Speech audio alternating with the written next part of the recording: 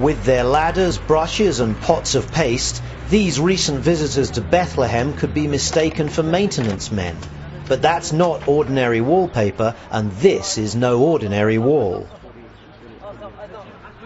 These giant posters of Israelis and Palestinians are being pasted on an Israeli security wall here in Bethlehem.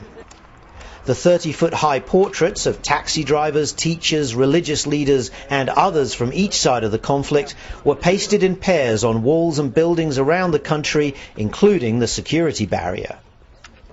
Meet JR, an anonymous French artist, or artivist as he calls himself, bringing his latest project to the streets of the West Bank and Israel. I don't have any politic message behind this project saying I want the wall down or the wall up or bigger or smaller. That's not the point. But the wall for us was a good support to put the project, to speak also to the international that will not see it maybe if it was in Ramallah or in Tel Aviv or in Jerusalem. That's why we use the wall today. The project is called Face to Face. JR and his colleagues say it's an attempt to bring both sides closer together by presenting them with larger-than-life images of themselves. I did a photo of them, and basically when we do the photo we explain to the person, like each person we took in photo, they know that they're going to be pasted on the wall. So it's that's part of the 28mm project. I took a 28mm lens and I go 10 centimeters from you, so you can't you have to know that something's going to happen with this picture. The photographs were purposely distorted in an effort to break through the stereotypes that each side has about the other. But not everyone thought it was funny. Hebron situation, it's maybe more complicated from other city, and we came there to paste really close of an army base, and they didn't know how to react. Also, maybe I shouldn't have posed on a door, but I knew that the shop was closed, and we spent a few hours, and I can't go anymore in Hebron, but that's not the point. As long as I can stay here and make as many cities as possible, then the project will happen. That's the more important. The photographs of 40 Israelis and Palestinians and one Christian priest were taken last summer, and the subjects were asked to make funny faces to express their feelings. Mona Matar, a computer science professor from Bethlehem University, said she agreed to be photographed even though it made her look ugly. People didn't like them. Many people came to me and said, "Why did you accept to do that? They're ugly. They make you look bad." And I said, "Yes, of course." And that's why I did them.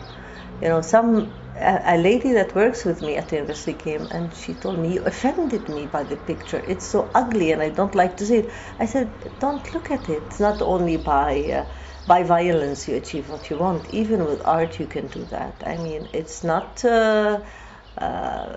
everyone can define resistance in the way that you see it. I don't have to have a gun and go and shoot people to let the world outside hear me." The local residents had mixed feelings about the giant faces staring down at them. This man said that human beings were created beautiful, and the pictures turned them into ugly beasts, less than human. Every time when I look at them, I feel disgusting, really. But JR and his team, who have staged similar projects in several European cities, said any reaction to the posters was legitimate, even if they just left people confused. After having done the photo and after having pasted them in Ramallah, in the center, you know, really where there is hundreds of people around, and they knew that it was an Israeli there, but part of the project, and they see who's doing the crazy facial and trying to see who's the Palestinian, who's the Israeli. We want to live in peace. We love Israel as good neighbors, not to occupy our lives. I think the both people, they need a peace, really peace, to live together, two states, like a neighborhood, living together as a normal people before. Well, what did it achieve? I mean, I started asking questions about it, and I don't regret I did it. I think it was good. Whether you think these faces are funny or ugly, one thing's for sure, they've made a mark. Matthew Kalman for JTN in Bethlehem.